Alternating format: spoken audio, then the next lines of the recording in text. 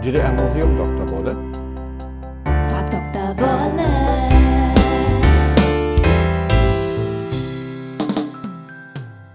Welche Rolle spielte die Wehrpflicht im Leben eines Jugendlichen in der DDR?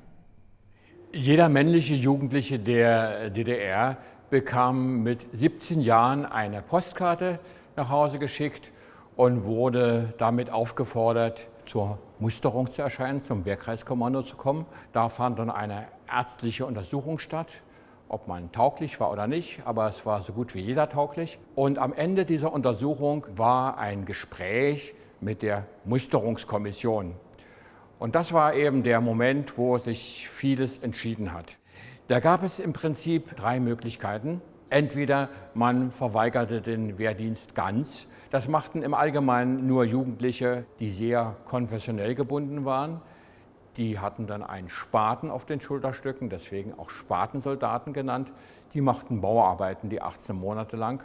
Natürlich militärische Bauarbeiten, also haben Kasernen gebaut oder Flugplätze. Die zweite Möglichkeit war die gesetzlich vorgeschriebenen 18 Monate. Das machten die allermeisten. Aber es gab eben auch die Möglichkeit, freiwillig nochmal 18 Monate draufzulegen mit der Aussicht, Unteroffizier zu werden bei der Nationalen Volksarmee. Vor dem Wehrkreiskommando wurde erheblicher Druck ausgeübt, um junge Leute, speziell die Abiturienten, davon zu überzeugen, dass sie freiwillig sich 3 Jahre verpflichteten. Und es wurde auch direkt gedroht, dass einem der Studienplatz weggenommen wird. Das waren im Kern dann auch wieder irgendwo leere Drohungen. Ich habe selbst diese Erfahrung gemacht. Ich habe nur diese 18 Monate gedient, zu denen ich gesetzlich verpflichtet war, bin dann trotzdem zum Studium angenommen worden.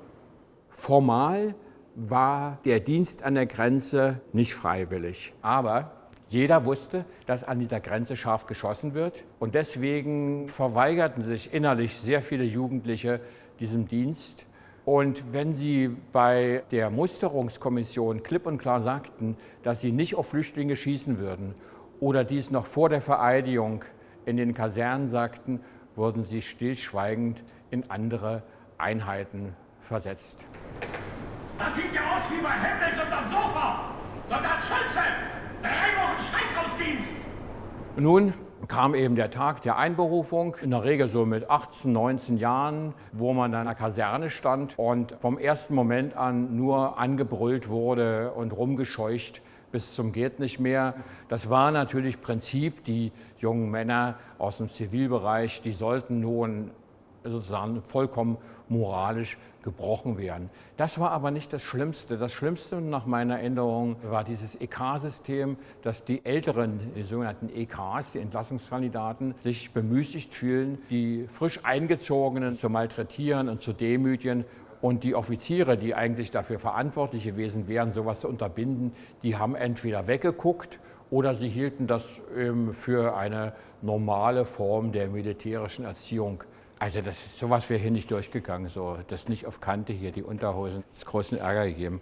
Wenn ihr noch Erinnerungen habt an eure Dienstzeit in der Nationalen Volksarmee der DDR, dann hinterlasst uns doch unter dem Video einen Kommentar. Ich bin gespannt, wie eure Erlebnisse ausgesehen haben.